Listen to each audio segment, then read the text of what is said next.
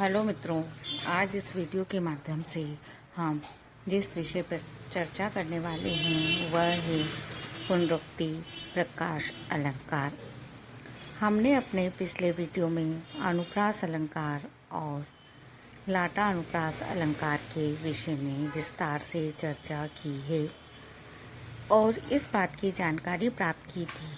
अनुप्रास अलंकार में वर्णों की आवृत्ति होती है, ध्वनि की होती है, एक ही स्थान से उच्चरित वर्णों की आवृत्ति होती है और उसी आधार पर भिन्न भिन्न नामों से उसे पुकारा जाता है। इस तरह उसके भेदों को हमने जाना था। उसी में थोड़ा और हम आगे बढ़े थे तो हमने देखा था लाटा अनुप्रास। लाटा अनुप्रास में थोड़ा सा भेद था और हम उसकी चर्चा यहाँ पर इसलिए कर रहे हैं ताकि हम पुनरुक्ति प्रकाश अलंकार को बहुत आसानी से समझ सकें। पुनरुक्ति प्रकाश अलंकार को समझें इसके पहले लाटा अनुप्रास अलंकार की हम बात कर रहे हैं और उस अलंकार में हमने देखा था शब्द की आवृत्ति हुई थी और प्रत्येक बार अर्थ उसका वही होते हुए भी अन्वय उसका भिन्न था। परंतु पुनरुक्ति प्रकाश अलंकार में क्या स्थिति बनती है यह हम इस वीडियो के माध्यम से देखने का प्रयास करें। उसके पूर्व आप लिंक को सब्सक्राइब कर घंटी बजा दीजिए जिससे हमारे आगामी वीडियो आप तक स्वतः ही पहुंचते रहेंगे। मित्रों, हम पुनरुक्ति प्रकाश अलंकार को परिभाषा के माध्यम से जानने का प्रयास करते हैं। जब शब्द की आवृत्ति हो, शब्द की आवृत्ति हमने देखा था लाटा अनुप्रास में भी हुई थी, यहाँ पर भी शब्द की आवृत्ति हो और प्रत्येक बार उसका अर्थ अभिन्न हो अर्थात भिन्न नहीं हो। भिन्न वहाँ पर भी नहीं था। हम आपको दोनों चीज़ों को मिलाकर एक साथ बताते जा रहे हैं। जब शब्द की आवृत्ति हो वाक्य में और उसका अर्थ भी अभिन्न हो, मतलब एक ही अर्थ हो और अन्वय भी प्रत्येक बार अभिन्न ही हो।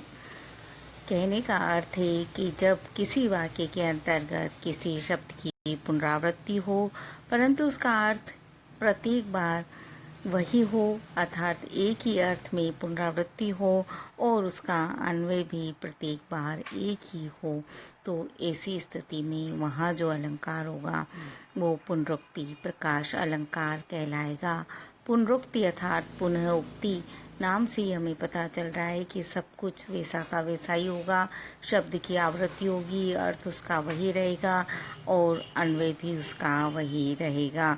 प्रत्येक बार तीनों चीज एक जैसी होगी, वहाँ पर पुनरुक्ति प्रकाश अलंकार होगा।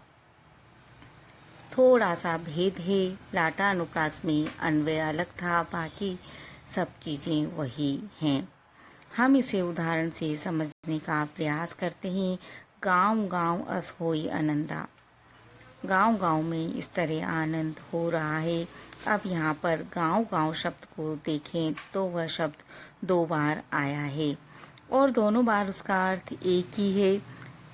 गांव विशेष के लिए प्रयोग हुआ है, स्थान विशेष के लिए प्रयोग हुआ है और अन्वय भी दोनों बार एक जैसा ही है।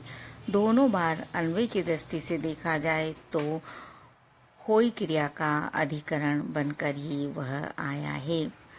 इस तरह मित्रों, जब किसी शब्द की आवृत्ति वाक्य में एक से अधिक बार हो, प्रत्येक बार उसका अर्थ एक ही हो और अन्वय भी एक ही हो, तो वहाँ पुनरुक्ति प्रकाश अलंकार होता है।